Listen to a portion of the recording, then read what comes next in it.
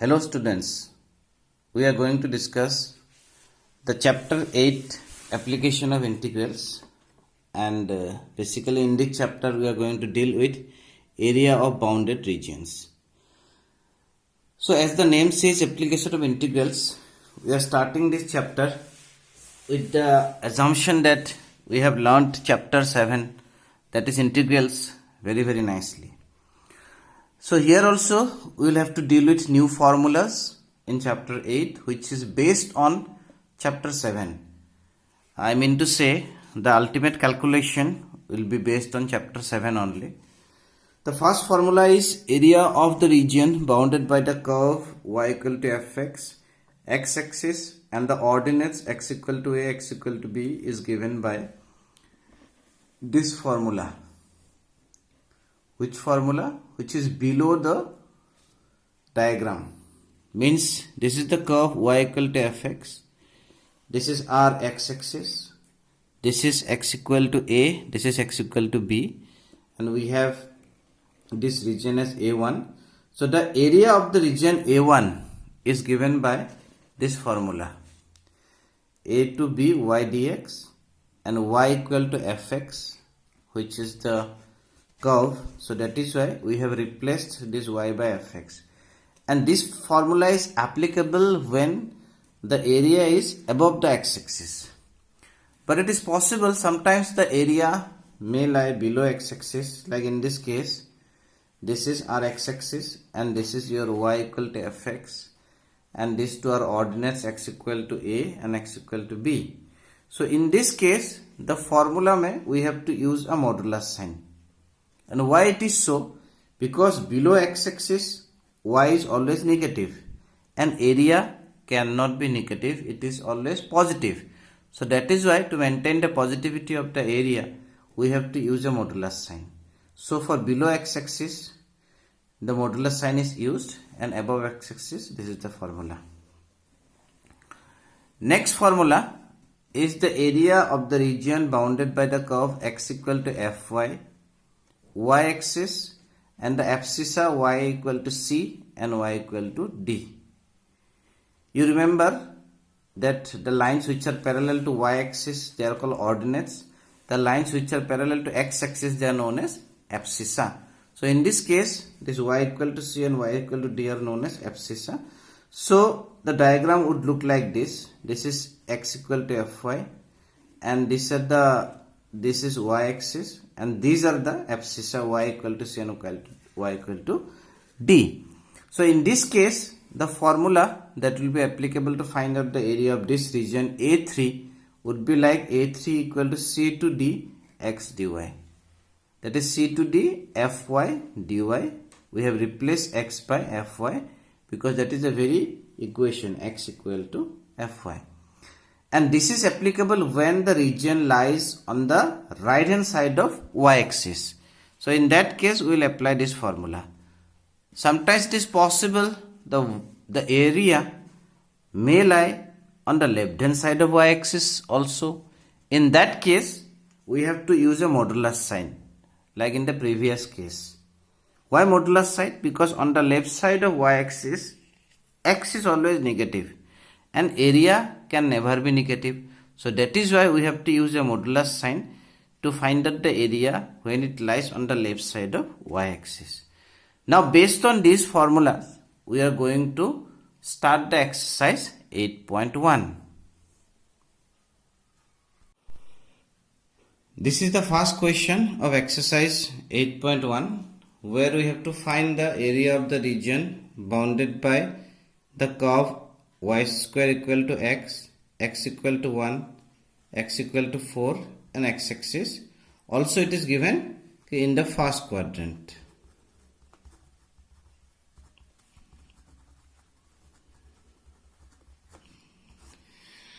So what we will do, first we will draw this curve. What is this curve? This is a parabola. Little review of class 11th.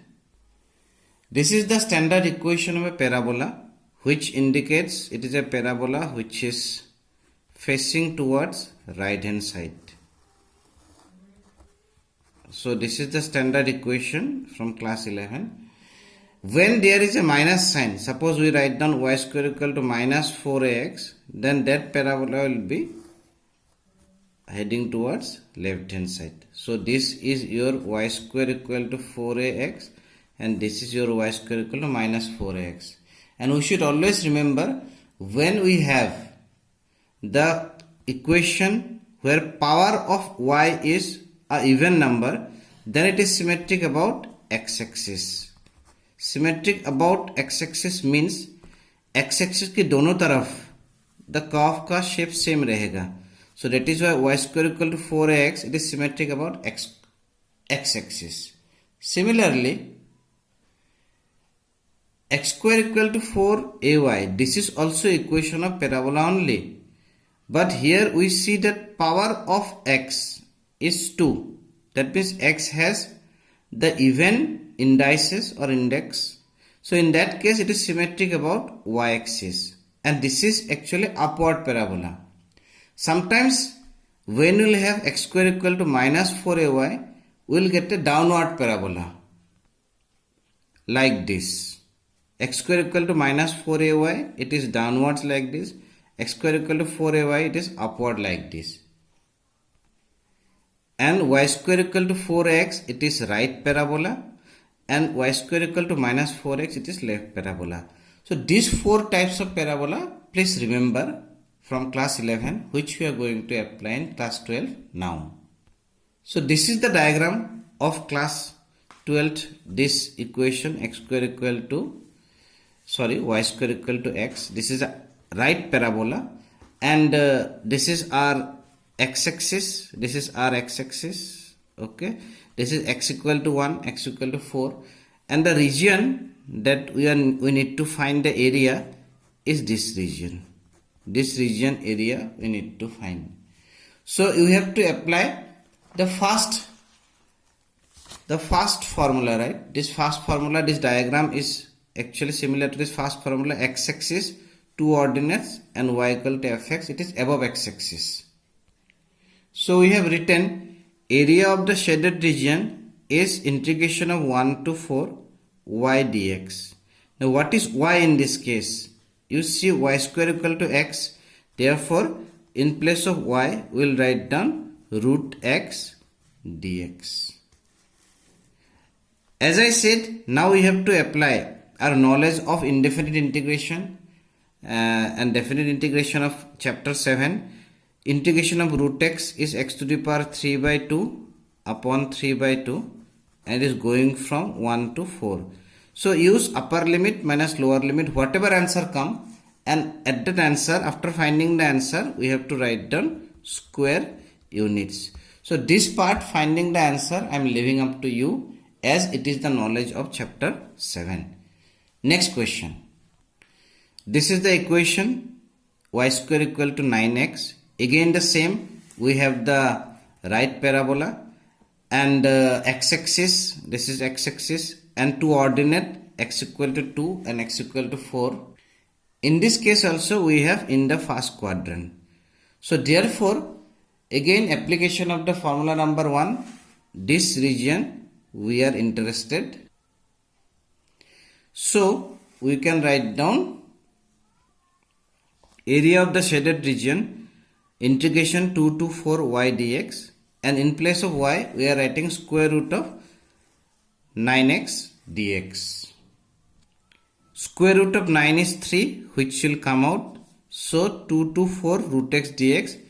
Likewise the previous case, we find out this value of this definite integration, and whatever answer come, after that you write down square units, and that is the required answer for question number 2.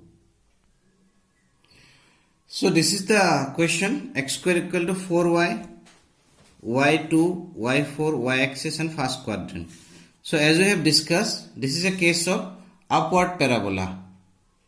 The diagram would look like somewhat like this. So this is 1, 2, 3, 4. So this is our abscissa, y is 2, and this is another abscissa, y is 4, and the y-axis and the first quadrant, matlab this is the region. Okay. So this is the region we are interested, and here we have to go for the second formula. So hence the area of the shaded region will be 2 to 4 x dy. In place of x we are writing square root of 4y. So which can be written as square root of 4 2 to 4 square root of y dy. And after this I am sure you will be able to find this definite integration value, and whatever answer comes we have to write down square units after the answer. In question number 4, the equation of ellipse is given to us, and this equation can be written as x square by 4 square plus y square by 3 square equal to 1. So its shape becomes like this, where this point is 4 0, this point is minus 4 0. Okay, this is 0 3, this point, and this point is 0 minus 3. I am little reviewing class 11 because class 11 mein this ellipse was discussed in a great detail, where this whatever is below x square, that will be signified in the x-axis. So since 4 square is there, 4 0 minus 4 0, this is known as major axis. This is known as major axis, and from here to here this is known as minor axis. This is minor axis. So that is the minor axis ka value becomes 2b and major axis value 2a. So this is 4, this is 4, because standard equation of ellipse is like this. And when a is more than b, it is this form. It is called horizontal ellipse, because a is more than b. So major axis will be along x-axis and minor axis will be along y-axis. Now our project is we have to find the area bounded by this whole ellipse.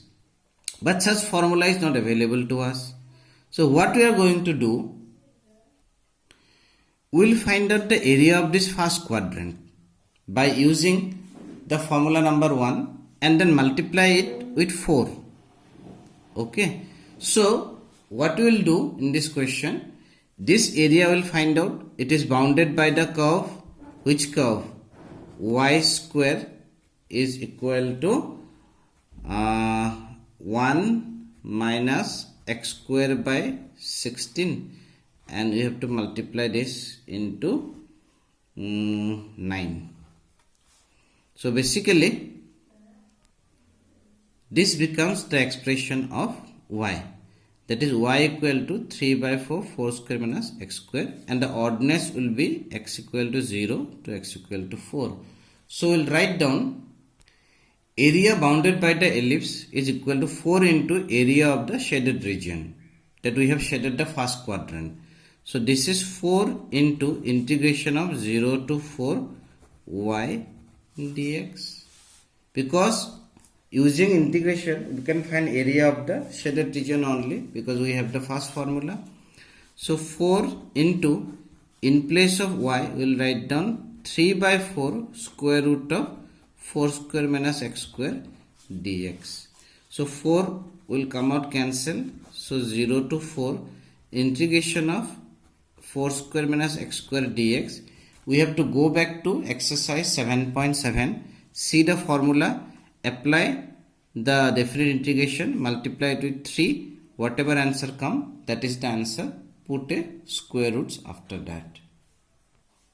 This is the diagram for question number 5, and this is a vertical ellipse, because we see x square by 4, y square by 9 equal to 1. Here we see the standard form x square by b square plus y square by a square equal to 1, and a is more than b. So this is major axis along y axis, minor axis along x axis. But it doesn't matter. Using the same formula you find out the first quadrant. First quadrant you find it out and then multiply it with 4. You will get the area of the entire ellipse. It is similar to question number 4 only. Please give a try. If you cannot do, I will do tomorrow. Thank you so much.